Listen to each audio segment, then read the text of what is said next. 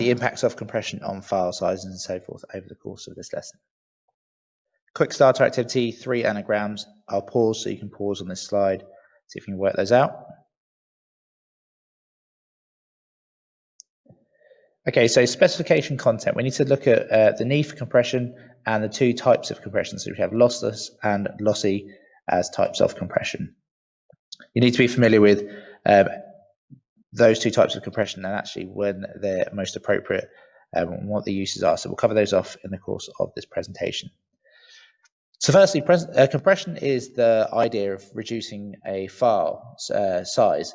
So it could be, for example, a photograph. Reducing the quality of that photograph will reduce the file size. So for example, if you think back to our lessons where we looked at how images are represented using binary, if you remember that we were saying about that there are bits behind each pixel that define how many potential colors there are, we could reduce the number of colors, therefore reducing the size that that image takes up. But that is at the cost of quality. And it's about that trade-off between the cost of quality versus file size. But compression is all about removing data to make it take up less space on our computer. Now, the additional benefit of reducing the file size is also that it makes it far, far quicker for us to be able to transfer that data across the internet. So in a world where we're living much more online now, if our file sizes are reduced, it means that we can download them and upload them and send them across our networks much, much quicker, reduces the amount of bandwidth that we're using, and generally just speeds up the whole process. As I mentioned, there are two main types of compression. We have lossy and lossless. Now, lossy compression is a method of compression that you will remove data, as I mentioned, for example, color from images or resolution from a video file, as an example, and that information will then, in essence, be deleted and lost. So it won't be data that you can restore, so it's an irreversible type of compression.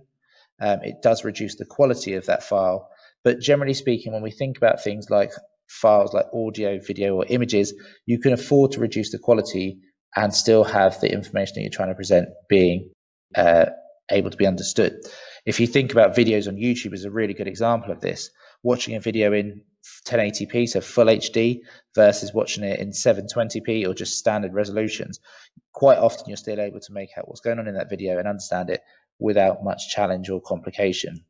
Now, when we start to look at other file types, this isn't the case, but generally speaking, audio and video and images are appropriate for this lossy compression. You'll find with lossy compression, whilst obviously you're losing data, you're also in a situation where it reduces the file size by a much greater amount as well. If we look at lossless compression, so the other type of compression, lossless, you can remember this by loses less. This is where the data is compressed, but you might find that you're able to actually reconstruct the entire file. So in that respect, when you compress, it's considered to be a reversible type of compression because it can get straight back to the original quality of the file. So it doesn't impact quality when it's restored. But in doing so, you lose a lot less, or you lose a lot less data, and therefore the file size isn't reduced as much. And this is appropriate for things like text and data files and high quality photographs where you can't afford to lose information.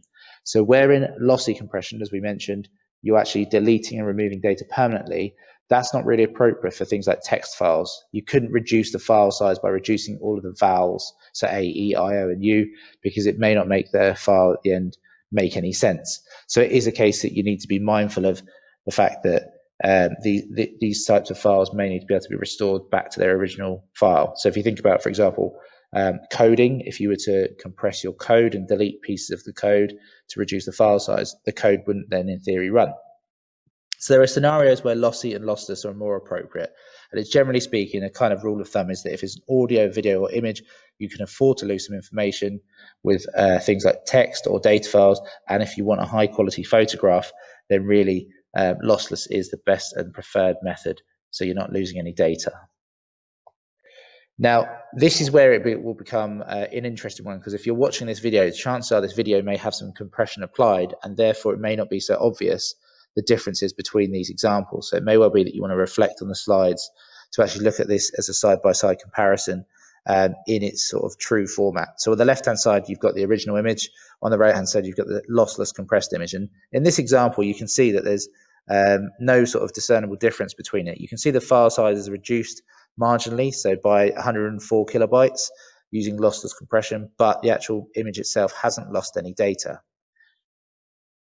When we move over to lossy compression, you can see on the left-hand side that same original image, so 824 kilobytes.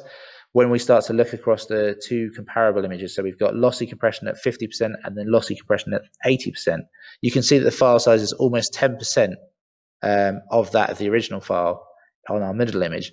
But you might be able to make out that in the background of the image in particular, there's some pixelation and some loss of data there. You might notice that there's some slight loss of quality on the actual hairs on this dog. But actually, generally speaking, the two images, in fact, perhaps all three images, are perfectly acceptable to use, but you'll find that the file size is significantly less. And therefore, obviously, when transferring this across the internet or even just storing it on your computer, it's still just as good to be able to use those files, but freeing up a lot of space and reducing the transfer speed. So it's a consideration to be made about that trade-off. Remember, obviously, if this was a text file and we were reducing it by 10% and just left 10% of the alphabet, it would render the files almost useless. So there is a consideration for that.